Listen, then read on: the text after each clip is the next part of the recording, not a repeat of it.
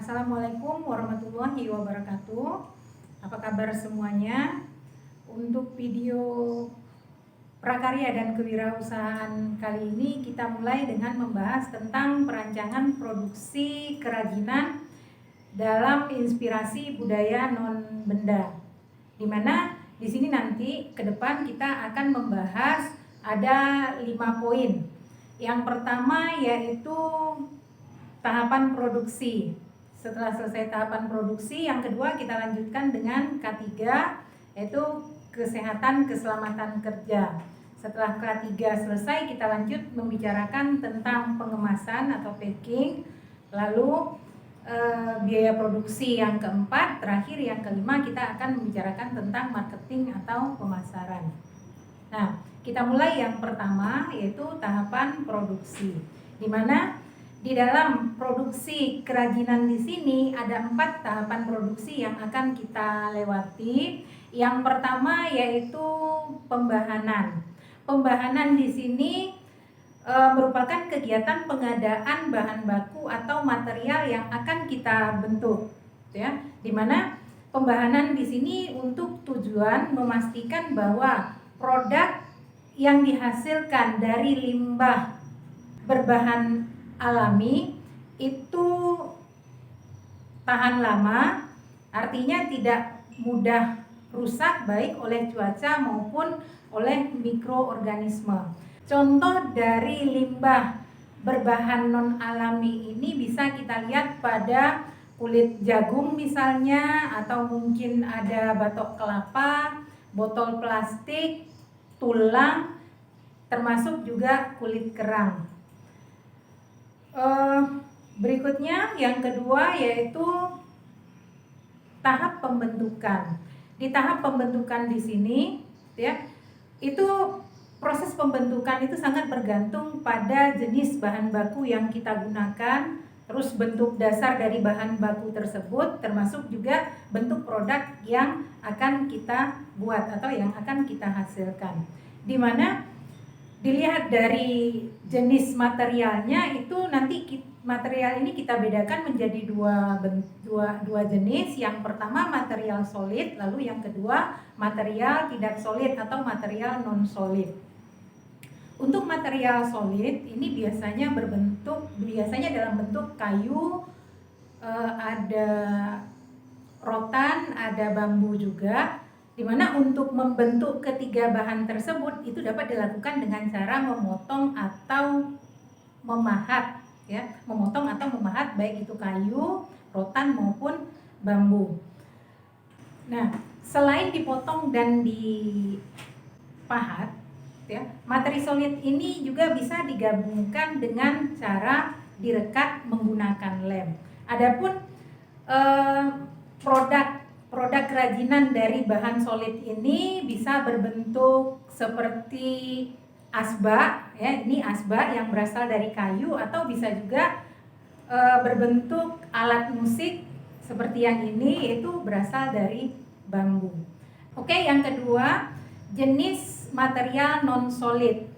Untuk jenis material non solid ini biasa berbentuk lembaran atau serat.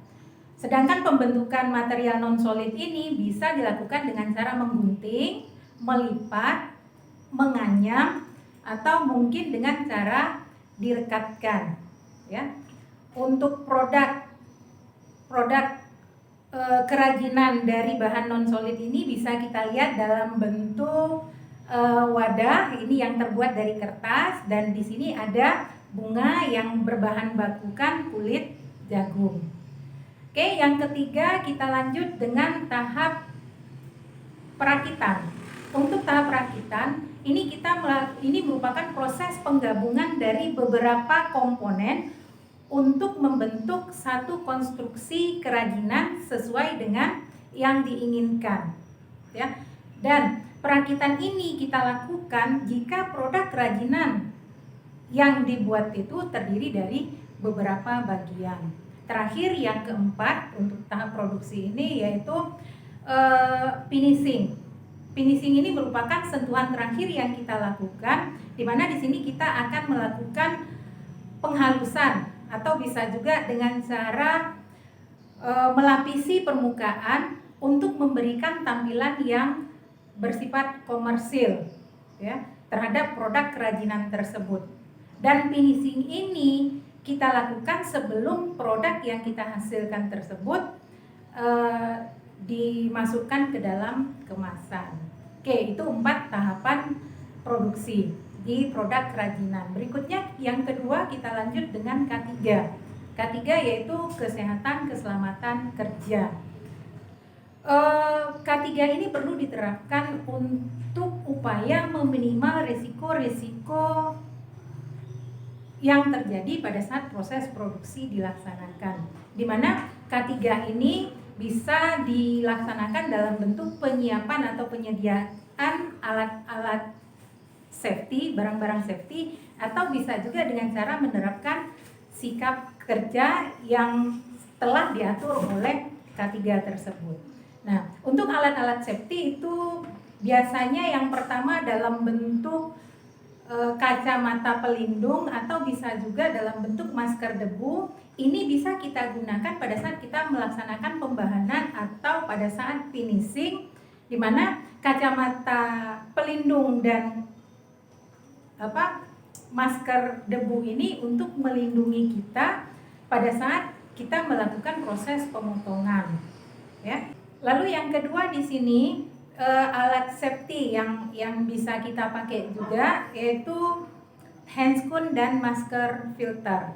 Nah, untuk handscoon dan masker filter ini biasa digunakan pada proses pemotongan dan proses finishing, di mana di sini pada saat kita menggunakan bahan kimia, maka handscoon dan masker filter ini bisa kita gunakan untuk melindungi pernapasan dan melindungi kulit kita dari reaksi bahan kimia yang kita gunakan. Oke, itu tadi alat-alat yang biasa kita gunakan, untuk K3 tersebut. Adapun sikap kerja yang dimaksud di sini yaitu para pekerja diharapkan untuk bisa melakukan pekerjaan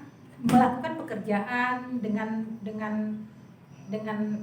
memperhatikan tingkat kerapian pekerjaannya, ketelitian dalam bekerja, kehati-hatian dalam melaksanakan pekerjaan, termasuk juga konsentrasi pada saat melaksanakan pekerjaan tersebut. Oke, berikutnya materi ketiga yaitu kemasan kerajinan, ya, kemasan kerajinan dengan inspirasi budaya non benda tersebut. Yang dimaksud dengan kemasan di sini yaitu merencanakan dan memproduksi kemasan atau pembungkus untuk produk. Ya, definisi ini dikemukakan oleh Kotler dan Killer. Adapun fungsi kemasan itu ada 2. Yang pertama, kemasan dibuat untuk tujuan proteksi, sedangkan yang kedua, kemasan dibuat untuk tujuan promosi.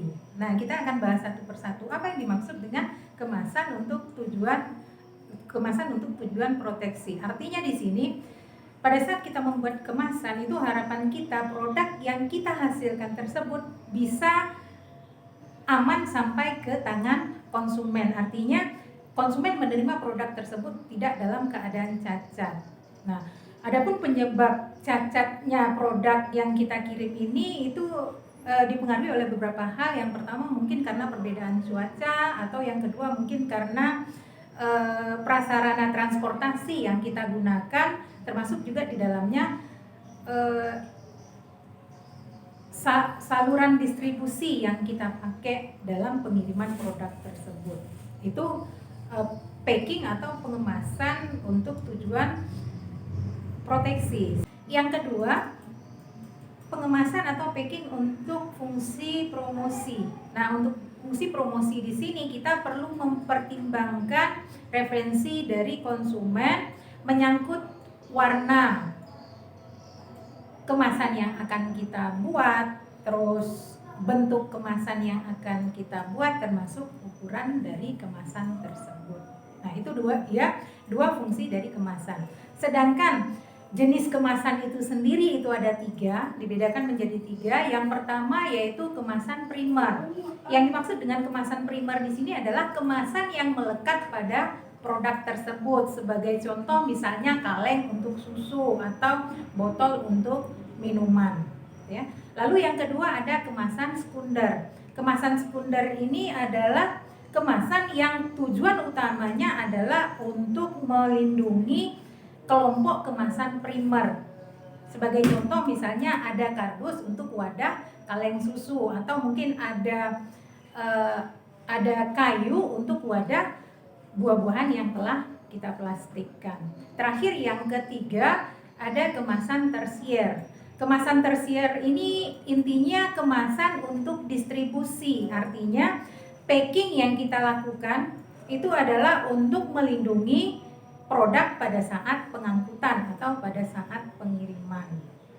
Nah, berikutnya kita lanjutkan poin yang keempat, yaitu biaya produksi. Nah, di sini artinya bahwa pada saat kita memproduksi, baik itu bentuk kerajinan atau produksi lainnya, ini ada pengorbanan ekonomis yang harus kita keluarkan. Nah, di mana apapun produk yang kita hasilkan, pada dasarnya komponen biaya produksinya itu sama, ya. Komponen biaya produksinya itu sama, di mana di sini ada tiga komponen biaya produksi yang terdiri dari yang pertama biaya bahan baku, lalu ada biaya tenaga kerja, dan ada biaya overhead pabrik. Apa itu bahan baku? Biaya bahan baku ini dimaknai pengeluaran yang harus kita lakukan atau pengorbanan ekonomi yang harus kita lakukan untuk mendapatkan bahan baku yang akan kita butuhkan di dalam proses produksi tersebut. Sedangkan biaya tenaga kerja itu adalah gaji atau upah yang kita bayarkan untuk orang-orang yang bekerja di dalam kegiatan produksi itu sendiri. Lalu biaya overhead pabrik itu sendiri adalah pengeluaran yang kita lakukan di dalam kegiatan produksi yang tidak termasuk ke dalam biaya bahan baku dan biaya tenaga kerja. Seperti misalnya kita membayar biaya sewa gedung yang akan kita pakai, terus kita bayar listrik untuk penerangan kita atau untuk menjalankan mesin produksi kita, ada biaya bahan bakar juga, dan masih banyak biaya-biaya lainnya, di mana biaya tersebut tidak termasuk ke dalam kelompok biaya bahan baku dan biaya tenaga kerja. Nah, untuk menghitung total biaya produksi kita bisa menggunakan rumus matematika, yaitu biaya produksi sama dengan biaya bahan baku ditambah dengan biaya tenaga kerja dan ditambah biaya overhead pabrik. Oke, berikutnya kita masuk materi terakhir, pemasaran. Nah, di sini yang dimaksud dengan pemasaran itu adalah proses pengenalan baik itu produk maupun jasa kepada konsumen yang potensial, ya. Dimana tujuan pengenalan ini adalah untuk memaksimalkan penjualan kita atau untuk memaksimalkan keuntungan kita. Bentuk pemasaran secara langsung itu dapat dibedakan ke dalam dua sistem. Yang pertama yaitu single level marketing dan yang kedua multi level marketing.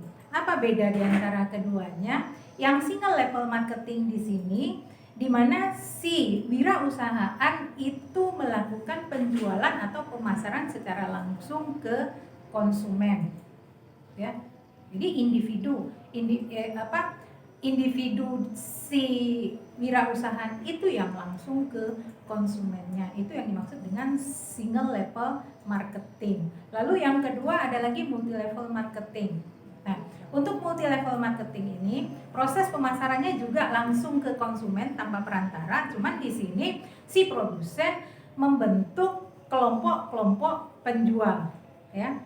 Jadi kelompok-kelompok penjual yang dibentuk ini nanti yang akan melakukan penjualan atau pemasaran langsung kepada konsumen tetap tanpa perantara.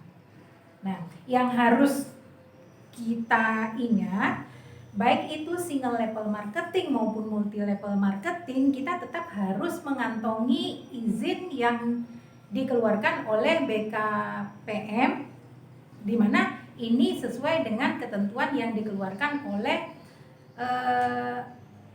Mendak, ya, Menteri Perdagangan, Peraturan nomor 32 yang diterbitkan di tahun 2008. Nah, sedangkan strategi pemasaran itu dapat kita lakukan dalam dua bentuk. Yang pertama, pemasaran dilakukan secara online, dan yang kedua, pemasaran dilakukan secara offline. Apa beda antara online dan offline? Kalau yang offline itu transaksi penjualan barang dan jasa secara langsung, di mana si produsen dan konsumen ketemu pada suatu tempat untuk melakukan transaksi jual beli tersebut. Sedangkan yang online itu pemasaran dilakukan melalui sistem komputer online interaksi yang menghubungkan si pelanggan dengan si penjual secara elektronik. Nah, terakhir di sini ada tabel, di mana di tabel ini dilihatkan perbedaan target konsumen antara pemasaran, strategi pemasaran secara offline maupun online. Di mana di sini ada empat kriteria. Dimulai yang pertama yaitu jangkauannya, yang online seperti apa, yang offline seperti apa, bisa dilihat di tabel ya. Lalu yang kedua, selain jangkauan, strategi pemasaran yang mereka gunakan seperti apa. Lalu yang ketiga, pengenalan brandnya seperti apa. Dan terakhir yang keempat, customer experience-nya seperti apa. Dimana antara offline dan online itu nanti akan ada perbedaan, walaupun mungkin ada sisi persamaan di antara keduanya. Oke, saya rasa cukup sampai di sini pembahasan kita kali ini. Mudah-mudahan apa yang kita bahas itu bisa dipahami, bisa dimengerti, dan kalau seandainya nanti suatu saat di antara kita ada yang fokus ke produksi kerajinan ini, bisa memanfaatkan materi-materi atau teori-teori yang kita bicarakan hari ini. Itu saja dari saya. Saya akhiri, billahi taufik wal hidayah. Assalamualaikum warahmatullahi wabarakatuh.